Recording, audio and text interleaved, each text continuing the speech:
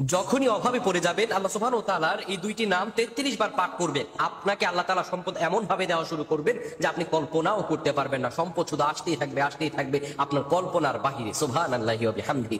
মহান রব বারবার আমাদেরকে ডেকে বলেছেন, বান্দা আমার কিছু নাম ও গুণবাচক, আমার কিছু বৈশিষ্ট্য রয়েছে যার দ্বারা তোমরা ডাকবে।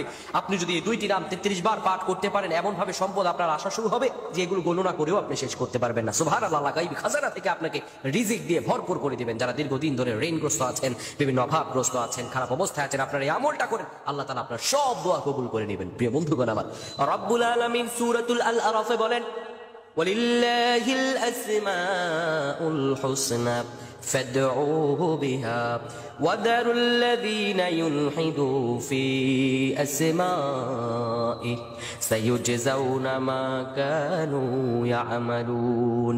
আল্লাহ রাব্বুল আলামিন বলেন, দুনিয়ার মানুষেরা শুনো, তোমার রব্বের এমন সুন্দর সুন্দর নাম রয়েছে, ফাদউহু বিহা, তোমরা সেই নাম ধরেই তোমার রবকে ডাকো। ওয়াদারুল্লাযীনা ইউলহিদু ফি আসমাইহি, তাদেরকে বর্জন করো যারা তোমার রবের নামকে বিকৃত করে থাকে, তাদেরকে তোমরা বর্জন করে দাও যারা বিকৃত করে। আল্লাহ রাব্বুল আলামিন তাদের সম্পর্কে ভালোই খবর রাখেন। প্রিয় ভাইরা আমার, আপনি যখন বিপদে পড়ে যাবেন, অভাবগ্রস্ত হয়ে যাবেন, আপনি যদি এই দুইটি দোয়া 33 বার করে পাঠ করতে পারেন, আল্লাহ রাব্বুল আলামিন আপনার নসিব খুলে দিবেন। এত সম্পদ আপনার আসবে আপনি কল্পনা করতে পারবেন না। দুইটি দোয়া কি? এক নাম্বার আপনি বলবেন, ইয়া রাউফ, ইয়া রাউফ, ইয়া রাউফ, 33 বার পাঠ করবেন। 33 বার পাঠ করার পরে এরপরে আপনি পড়বেন, ইয়া রাজ্জাক, ইয়া রাজ্জাক, ইয়া রাজ্জাক। এটাও 33 বার পাঠ করবেন।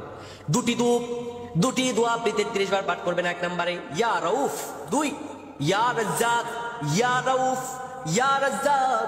এই দুইটি দোয়া যদি 33 বার আপনি পাঠ করতে পারেন, আল্লাহর উপর ইস্তেকামাত করে, রব্বুল আলামিন আপনাকে এমন পরিমাণে সম্পদ দিবেন, আল্লাহ নিয়ামত পেয়ে মস্তকটা নত হয়ে যাবে।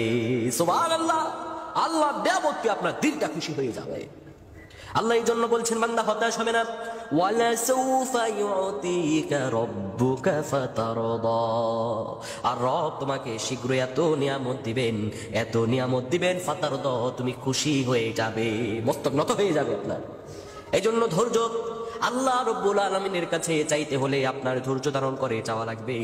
রব্বুল আলামিন আপনাকে সেইভাবে রহম দিয়ে ভরপুর করে দিবেন। আল্লাহ তাআলার কাছে আপনার সেইভাবে চাইতে হবে। মহান রবের কাছে যদি হৃদয়ের আকুতি ভরা চাওয়াটা আল্লাহ তাআলার কাছে চাইতে পারেন, আমার রব আপনাকে কবুল করতে দেরি করবেন না।